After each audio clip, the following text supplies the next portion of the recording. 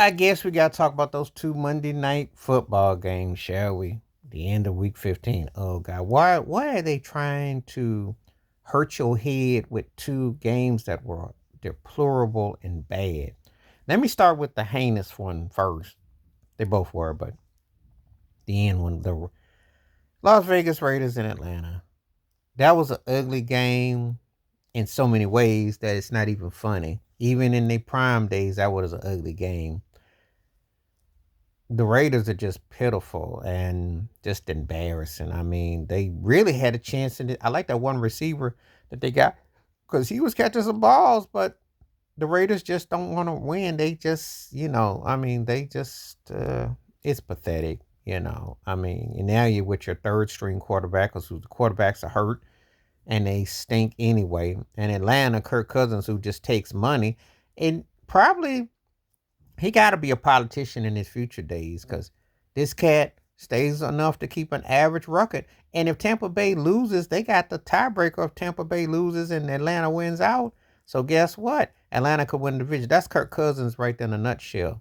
Average is all get out, but still finds a way to be in the mix or something. Make that make sense. But anyway, somebody had to win this ugly game last night, and it was ugly. Oh, it was a ugly game. Um, and it's not like Atlanta isn't an okay team. That's pretty much what they are. That's pretty much what it is. That division is so just average. It hurts. When I think about Atlanta, Tampa Bay, New Orleans, and of course Carolina stinks. But somebody they all bringing up the rear if you want to get technicals. I mean, not a good division at all. Pretty pathetic. Basically third tier quarterback central right there. That looks like second tier. That gets second tier and upward shine. Why I don't know. Just not good at all. But somebody had to win that game, and Falcons do have some talent, but that was lackluster. They should have lost that game last night. It's just the Raiders stink so bad. It's time to tank, and there's a lot of terrible teams in the NFL, so it's time to tank. Now let's get to the so-called main game. Minnesota, who nobody, they're 12-2. If I told you that the Vikings got the same record as the Detroit Lions and the Philadelphia Eagles, you might look at me crazy. If I told you Sam Darnold has played pretty good, you'd look at me crazy. Their defense is decent. Of course, Jefferson's a stud as a receiver. But no one takes Minnesota serious at all. It's like the most quietest 12-2 team that wins.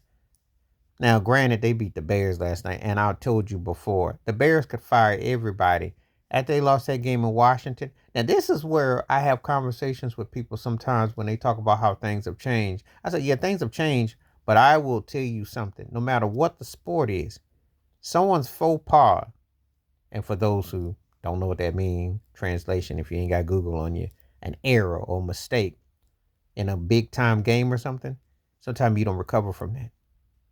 That tip, that dude grandstanding the safety and grandstanding with the Washington fans, and the ball tips off his finger and Washington won that game.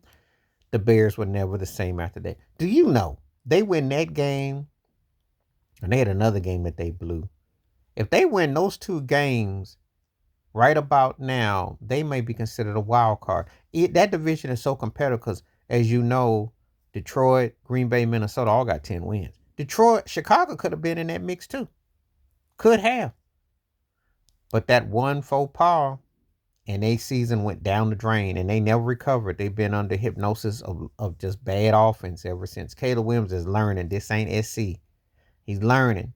It's a long, got to pay your dues, especially when you're Bears, because the Bears don't know much about offense. And Justin Fields wasn't the problem after all. These turkeys are just inept.